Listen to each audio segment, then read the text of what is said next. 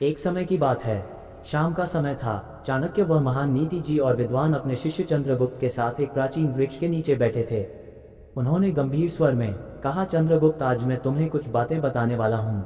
मेरी बातों को ध्यान से सुनो, क्योंकि यह बातें तुम्हारे जीवन भर काम आएंगी। क्योंकि आज भी तो मैं उद्देश्य देने वाला हूँ, यह अनमोल है। इन बातों को तुम हमेशा याद रखना, क्योंकि आज जो बताऊंगा वह 7 ऐसी जगह हैं जहाँ पर तुझे बुलाने पर भी नहीं जाना चाहिए। अगर कोई बुलाए भी तो विचार किए बिना वहाँ के बारे में जाने की सोचना भी मत। गलती से भी भूल मत जाना, क्योंकि एक साधारण विचार स्वभाव का व्यक्ति का चरित्र बड़ा ही निर्मम होता है।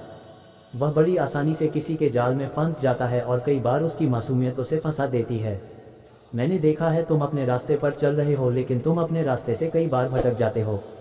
इसलिए तुम्हें चाहिए कि तुम इन बातों पर अमल करो और मेरी बातों को गहराई से सुनो। चंद्रगुप्त ने उत्सुकता से कहा, जी गुरुदेव, आप मुझे बताइए। चाणक्य मुस्कुराए और बोले, ठीक है मेरे पुत्र, दिल से बात। मैंने जो तुम्हें 7 बातें दी हैं उन पर विस्तार से व्याख्या करूंगा। यह बातें न केवल तुम्हारे व्यक्तिगत जीवन के लिए, बल्कि एक राजा के रूप में, एक योद्धा के रूप में और एक मानव के रूप में उपयोगी होंगी। यह शास्त्रों, वेदों और मेरी अपनी नीतियों पर आधारित है। अर्थशास्त्र में मैंने कहा है कि बुद्धिमान व्यक्ति वही है जो खतरे को पहले ही पहचान ले। तो चलो एक एक करके इन 7 जगहों पर चर्चा करते हैं। मैं प्रत्येक पर विस्तार से बताऊंगा, उदाहरण दूंगा, कारण समझाऊंगा और बताऊंगा कि क्यों इन जगहों पर जाना वर्जित है। ये ज्ञान तुम्हें अजय बनाएगा। पहली जगह, जहां पर तुम्हारी माँ बाप की इज्जत नहीं होती। चाणक्य ने गहरी सांस ली और शुरू किया। सबसे पहले चंद्रगुप्त सुनो, जीवन में सबसे बड़ा धन क्या है? इज्जत, सम्मान। वह जगह जहां तुम्हारी इज्जत ना हो, जहां लोग तुम्हें तिरस्कार की दृष्टि से देखें, अपमान करें या तुम्हारी उपस्थिति को हल्का समझें, वहां बिना तैयारी के कदम रखना मृत्यु के समान है। क्यों?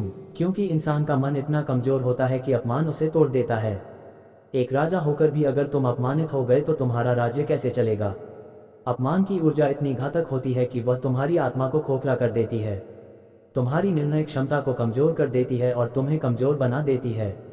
वास्तुशास्त्र और वेदों में आत्मसम्मान को सर्वोच्च स्थान दिया गया है। ऋग्वेद में कहा गया है कि व्यक्ति को हमेशा ऐसे वातावरण में रहना चाहिए जहां उसका मान बढ़े ना कि घटे। पहले पता करो कि वहां कौन लोग हैं। क्या वे तुम्हारे मित्र हैं या छिपे शत्रु? क्या वातावरण तुम्हारे अनुकूल है? अगर नहीं तो बहाना बनाकर टाल दो, कह दो मुझे कोई महत्वपूर्ण कार्य है। लेकिन कभी ना जाओ। ये जगहें हो सकती हैं किसी ऐसे व्यक्ति का घर जहां तुम्हें पहले अपमानित किया गया हो, या कोई सभा जहां तुम्हारी जाति, धर्म या पदवी पर सवाल उठते हो। जीवन छोटा है, समय व्यर्थ मत करो। वेदों में कहा गया है, सम्मानित रहो, अपमानित ना हो। अपमान से बचो, क्योंकि अपमान विद्रोह का बीज बोता है। अर्थशास्त्र में मैंने विस्तार से लिखा है कि एक नीतिज राजा को हमेशा अपनी प्रतिष्ठा की रक्षा करनी चाहिए, क्योंकि प्रतिष्ठा ही राज्य की नींव है। अगर तुम अपमानित हो गए तो तुम्हारे अनुयायी तुम्हें कमजोर समझेंगे, तुम्हारी कमान कमजोर हो जाएगी। शास्त्रों में इसे असम्मान का विष कहा गया है, जो धीरे धीरे शरीर को नष्ट करता है। इसलिए बिना सोचे समझे कभी मत जाओ। हमेशा मूल्यांकन करो, क्या वहां तुम्हें आदर मिलेगा? क्या तुम्हारी बात सुनी जाएगी? अगर नहीं तो दूरी बनाओ। ये नियम न केवल व्यक्तिगत जीवन के लिए बल्कि राजनीतिक और सामाजिक जीवन के लिए भी अनिवार्य है। एक योद्धा के रूप में तुम्हें हमेशा मजबूत स्थिति में रहना चाहिए। अपमान कमजोरी का प्रतीक है और कमजोरी मृत्यु को आमंत्रित करती है। वेदांत में आत्मा की पवित्रता पर जोर दिया गया है और अपमान उस पवित्रता को दूषित करता है। इसीलिए चंद्रगुप्त, इस बात को गहराई से समझो। इज्जत वाली जगह ही चुनो, बाकी से दूर रहो। ये ज्ञान तुम्हें जीवन की हर चुनौती में विजय बनाएगा। अपमान से बचना ही बुद्धिमत्ता है। हमेशा याद रखो, सम्मान ही तुम्हारी सबसे बड़ी ताकत है। दूसरी जगह, वेश्या का घर। चाणक्य ने गहरी दृष्टि से चंद्रगुप्त की ओर देखा और कहा, सुनो, बस जीवन में कुछ स्थान ऐसे होते हैं जहां प्रवेश करना अपने आत्मसम्मान और आत्मबल को खो देना है। उनमें से एक है वेश्या का घर। जिस राजा का सेनापति वेश्या के घर जाता है, उसकी सेना दुर्बल हो जाती है। जिस मंत्री का मन वहां जाता है, उसकी नीति भ्रष्ट हो जाती है, और जिस प्रजा का झुकाव वहां होता है, उसका राज्य पतन की ओर बढ़ता है। मनुष्य के जीवन का आधार है उसका चरित्र, और चरित्र का शत्रु है वासना। वेश्या का घर बाहरी रूप से आकर्षक दिख सकता है। वहां सुगंध, श्रृंगार, नृत्य, संगीत और क्षणिक सुख का आभास होता है, लेकिन भीतर से वह स्थान आत्मा की ऊर्जा को सोख लेने वाला, पुण्य को नष्ट करने वाला और पाप की गंध से भरा हुआ होता है। चाणक्य ने कहा, नास्त कामस्मोह व्याधि नास्त तृष्णा सम। शत्रु वासना से बढ़कर कोई रोग नहीं और तृष्णा से बड़ा कोई शत्रु नहीं। वेश्या के घर जाने का अर्थ है अपने चरित्र को दांव पर लगाना, क्योंकि वहां जाने वाला व्यक्ति धीरे धीरे अपनी इच्छाओं का गुलाम बन जाता है। शरीर का सुख क्षणिक है, लेकिन उसका असर दीर्घकालिक होता है। आत्मा का तेज घटता है और मनुष्य धीरे धीरे आलस्य, मोह और निर्बलता में फंस जाता है। चाणक्य कहते हैं कि राजा हो या साधारण व्यक्ति जो वेश्या के घर जाता है, वह न केवल अपने धन का नाश करता है बल्कि अपने सम्मान और आत्मबल का भी। क्योंकि वेश्या का घर केवल शरीर का व्यापार करता है, वहाँ प्रेम, श्रद्धा, निष्ठा और पवित्रता नहीं होती। वह स्थान मनुष्य के मन को मोहजाल में बांध देता है और धीरे धीरे उसे रसातल की ओर धकेल देता है। शास्त्र कहते हैं कि धर्म, अर्थ, काम और मोक्ष 4 पुरुषार्थ हैं, लेकिन काम का स्थान केवल धर्म सम्मत है। जब काम धर्म की मर्यादा से बाहर जाकर वेश्या के घर पहुंचता है तो धर्म नष्ट हो जाता है, और धर्म नष्ट होता है तो शेष 3 भी टिकते नहीं। वेश्या के घर जाने वाले को समाज सम्मान की दृष्टि से नहीं देखता, उसकी प्रतिष्ठा गिरती है, और जैसा चाणक्य ने पहले ही कहा था, प्रतिष्ठा ही शक्ति है। प्रतिष्ठा के बिना ना तो राजा राज कर सकता है, ना ही साधारण व्यक्ति सुख से रह सकता है। वेद और उपनिषद बार बार आत्म संयम का महत्व बताते हैं। ऋग्वेद में कहा गया है, मनुष्य का वास्तविक बल उसकी इंद्रिय निग्रह में है। वेश्या का घर इंद्रिय निग्रह को भंग करने का केंद्र है। वहां जाकर साधक अपने भीतर की तपस्या को नष्ट करता है। भक्तों और ऋषियों ने हमेशा इस विषय में सावधान किया है। जो व्यक्ति ब्रह्मचर्य का पालन करता है वही तेजस्वी, दीर्घायु और सफल होता है।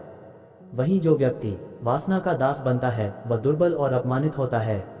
तीसरी जगह जहां मदिरा और नशे का वातावरण होता है, वहां जाना आत्मा को अंधकार में धकेलने के समान है। मदिरा केवल शरीर को विषाक्त नहीं करती बल्कि मन और बुद्धि की जड़ों तक को नष्ट कर देती है। क्षणिक सुख और उन्माद के लिए मनुष्य जो मूल्य चुकाता है वह है विवेक का ह्रास, और विवेक ही मनुष्य का सच्चा धन है। यदि विवेक चला गया तो राजसत्ता, विद्या, पराक्रम और साधना सब व्यर्थ हो जाते हैं। आचार्य चाणक्य ने स्पष्ट कहा है कि जो स्थान नशे का केंद्र है वह स्थान पाप का घर है। वहाँ की हवा भी दूषित है, वहाँ का संगीत भी उन्मादक है, वहाँ की हंसी भी झूठी और खोखली है। ऐसे स्थान पर जाने वाला व्यक्ति धीरे धीरे उसी लहर में बहने लगता है। पहले वह केवल देखने जाता है, फिर संगति उसे खींच लेती है और शीघ्र ही वह भी उसी दोष में डूब जाता है। शास्त्रों में कहा गया है, मदिरा प्रलयम नयति, अर्थात मदिरा विनाश की ओर ले जाती है। वहां जाने से न केवल शरीर दुर्बल होता है बल्कि आत्मा का तेज भी क्षीण हो जाता है। साधक का मन कभी स्थिर नहीं हो सकता यदि वह नशे का स्पर्श भी करे। राजनीति के क्षेत्र में यह और भी घातक है। जिस राजा के सैनिक, मंत्री या स्वयं राजा नशे के वश में हो जाते हैं, उनका राज्य शीघ्र ही शत्रुओं के हाथ में चला जाता है। नशे में धुत मनुष्य का रहस्य बाहर निकल जाता है और यही अवसर शत्रु को चाहिए होता है। इसीलिए आचार्य ने चेतावनी दी, जो अपनी गुप्त बात की रक्षा करना चाहता है वह नशे का आसरा कभी ना ले। आध्यात्मिक दृष्टि से देखें तो नशा आत्मा की पवित्रता को ढक देता है। मनुष्य का अंतर्मन जो दिव्यता का स्रोत है, नशे के धुएं में दब जाता है। ध्यान टूट जाता है, प्राण शक्ति बिखर जाती है और जीवन एक अंधी गली में भटकने लगता है। इस कारण जो व्यक्ति नशे के स्थान पर कदम रखता है वह स्वयं अपने भीतर मृत्यु का बीज बोता है, और यह मृत्यु केवल शरीर की नहीं बल्कि चरित्र और आत्मा की भी होती है। इसीलिए चंद्रगुप्त, याद रखो, जहाँ मदिरा का प्रवाह हो, जहाँ लोग अपने विवेक को शराब की प्याली में डुबो रहे हों, जहाँ गीत और नृत्य केवल वासना और पागलपन को जन्म दे रहे हो, उस स्थान से कोसों दूर रहना। वहाँ की एक सांस भी विष के समान है। 4. शत्रु का घर। शत्रु का घर वह स्थान है जहाँ विश्वास का नामो निशान नहीं होता। यह ऐसा कुआं है जिसमें विष भरा हो, और जो वहाँ जाता है वह स्वयं को संकट में डालता है। शत्रु की मधुर वाणी और आतिथ्य एक जाल है जो मनुष्य को भुलावे में डालकर उसका सर्वनाश करता है। आचार्य चाणक्य ने कहा है, शत्रु का घर मधु का छत्ता है, बाहर से मधुर, भीतर से दंश देने वाला। वहाँ की हंसी छल से भरी होती है और हर कदम पर विश्वासघात की तलवार लटकती है। जो व्यक्ति शत्रु के घर में प्रवेश करता है वह अपनी बुद्धि और विवेक को दांव पर लगाता है। पहले वह आतिथ्य में बहता है, फिर धीरे धीरे शत्रु की चाल में फंस जाता है। शास्त्रों में कहा गया है, शत्रु का संग आत्मघात है। वहाँ की हवा में छल, वहाँ का भोजन विष और वहाँ की बातें मायाजाल है। राजनीति में यह और भी घातक है। शत्रु का घर वह जगह है जहाँ गुप्त योजनाएं बनती हैं और रहस्य उजागर होते हैं। एक क्षण की असावधानी राजा को उसके सिंहासन से वंचित कर सकती है। चाणक्य की चेतावनी स्पष्ट है, शत्रु का दरवाजा वही खटखटाए जो अपनी मृत्यु को आमंत्रित करना चाहे। आध्यात्मिक दृष्टि से शत्रु का घर मन के भीतर के बैर को बढ़ाता है। वहाँ का वातावरण आत्मा को शांति नहीं बल्कि अशांति और द्वेष देता है। जो व्यक्ति वहाँ जाता है वह अपने हृदय में क्रोध और प्रतिशोध का बीज बोता है। ये बीज न केवल उसके जीवन को बल्कि उसकी आत्मा को भी विषाक्त करता है। इसलिए चंद्रगुप्त, शत्रु के घर से सदा दूर रहो। उसकी मधुर मुस्कान और अतिथि सत्कार के पीछे छिपा छल तुम्हें भस्म कर सकता है। वह स्थान मृत्यु का द्वार है जहाँ से वापसी केवल पश्चाताप के साथ होती है। 5 जहाँ गौ हत्या होती हो, जहाँ गौ हत्या होती है वह स्थान पाप का गढ़ है। गौ जो पृथ्वी पर माता का स्वरूप है, उसकी हत्या केवल एक प्राणी की मृत्यु नहीं बल्कि धर्म और करुणा की हत्या है। ऐसा स्थान अंधकार और क्रूरता का केंद्र होता है, जहाँ मानवता का तेज क्षीण हो जाता है। शास्त्रों में कहा गया है गौ हत्या सर्वनाश का मूल है। वहाँ की धरती रक्त से सनी होती है और वहाँ की हवा पाप के बोझ से भारी। जो व्यक्ति ऐसे स्थान पर जाता है वह धीरे धीरे क्रूरता और संवेदनहीनता की ओर खींचता है। पहले वह केवल दर्शक बनता है, फिर उसका मन हिंसा को स्वीकारने लगता है और अंत में वह भी उस पाप का हिस्सा बन जाता है। चाणक्य ने चेतावनी दी है, जहाँ गौ की चीत्कार गूंजती हो वहाँ का जल भी विष बन जाता है। राजनीति में गौ हत्या का स्थान शत्रुओं का अड्डा बन जाता है। ऐसा स्थान समाज में अशांति और विद्रोह को जन्म देता है, क्योंकि गौ के प्रति क्रूरता धर्म और संस्कृति के प्रति विद्रोह है। राजा का कर्तव्य है कि वह ऐसी जगह को शुद्ध करे, ना कि वहां कदम रखें। आध्यात्मिक दृष्टि से गौ हत्या का स्थान आत्मा को दूषित करता है। वहां का वातावरण ध्यान को भंग करता है और मनुष्य का अंतर्मन पाप के भार से दब जाता है। जो व्यक्ति वहां जाता है वह अपने भीतर करुणा और पवित्रता को मार देता है। इसलिए चंद्रगुप्त, उस स्थान से कोसों दूर रहो जहां गौ की चित्कार गूंजती हो। वहां की एक सांस भी आत्मा को भस्म कर सकती है। वह स्थान नरक का द्वार है, जहां धर्म और मानवता का अंत होता है। 6 चरित्रहीन और लोभी का घर। चरित्रहीन और लोभी का घर वह स्थान है जहां नैतिकता और सत्य का कोई मूल्य नहीं। यह ऐसा दलदल है जिसमें फंसने वाला व्यक्ति अपनी आत्मा और सम्मान को खो देता है। चरित्रहीनता और लोभ मनुष्य को पशु से भी नीचे ले जाते हैं, क्योंकि यहाँ ना तो विवेक होता है ना ही धर्म। चाणक्य ने कहा है, लोभी का घर विष का भंडार है और चरित्रहीन का घर पाप का गृह है। ऐसे स्थान पर जाने वाला व्यक्ति पहले लोभ के जाल में फंसता है, फिर चरित्रहीनता की संगति उसे नीचे खींच लेती है। वहाँ की बातें मधुर लगती हैं, परंतु वे मन को भ्रष्ट करती है। शास्त्र कहते हैं, लोभ पापस्य कारणम, अर्थात लोभ पाप का मूल है। वहाँ का वातावरण मन को अशुद्ध करता है और धीरे धीरे व्यक्ति अपनी मर्यादा खो देता है। राजनीति में चरित्रहीन और लोभी का घर सबसे खतरनाक होता है। यहाँ गुप्त योजनाएं बनती हैं और विश्वासघात का खेल खेला जाता है। जो राजा या सैनिक यहाँ फंसता है वह अपने राज्य का सर्वनाश आमंत्रित करता है। चाणक्य की सलाह है, लोभी का साथ वही करे जो अपनी मृत्यु का सामान खरीदना चाहे। आध्यात्मिक दृष्टि से ऐसा स्थान आत्मा की शुद्धता को नष्ट करता है। लोभ और चरित्रहीनता मन को भटकाती है, ध्यान को तोड़ती है और व्यक्ति को सत्य के मार्ग से दूर ले जाती है। जो वहां जाता है वह अपने भीतर का प्रकाश खो देता है। इसलिए चंद्रगुप्त, चरित्रहीन और लोभी के घर से सदा दूर रहो। वहां की एक सैर भी तुम्हें पाप के गर्त में धकेल सकती है। ये स्थान वह आग है जो आत्मा को भस्म कर देती है। 7 अहंकारी का घर। अहंकारी का घर वह स्थान है जहाँ विवेक और विनम्रता का लोप हो चुका है। यह ऐसा मरुस्थल है जहाँ ना तो प्रेम की छांव है ना ही सत्य का जल। अहंकार मनुष्य को अंधा बनाता है और उसका घर पतन का केंद्र होता है। चाणक्य ने कहा है, अहंकारी का घर वह अग्निकुंड है जो स्वयं को और दूसरों को जलाता है। वहाँ की हवा में घमंड की गंध होती है और वहाँ की बातें केवल स्वयं की प्रशंसा से भरी होती है। जो व्यक्ति अहंकारी के घर जाता है वह धीरे धीरे उसके प्रभाव में आ जाता है।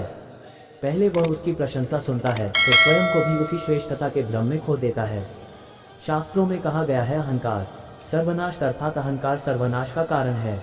वहाँ का वातावरण मन को अशांत करता है और व्यक्ति अपनी विनम्रता खो देता है। राजनीति में अहंकारी का घर सबसे घातक होता है।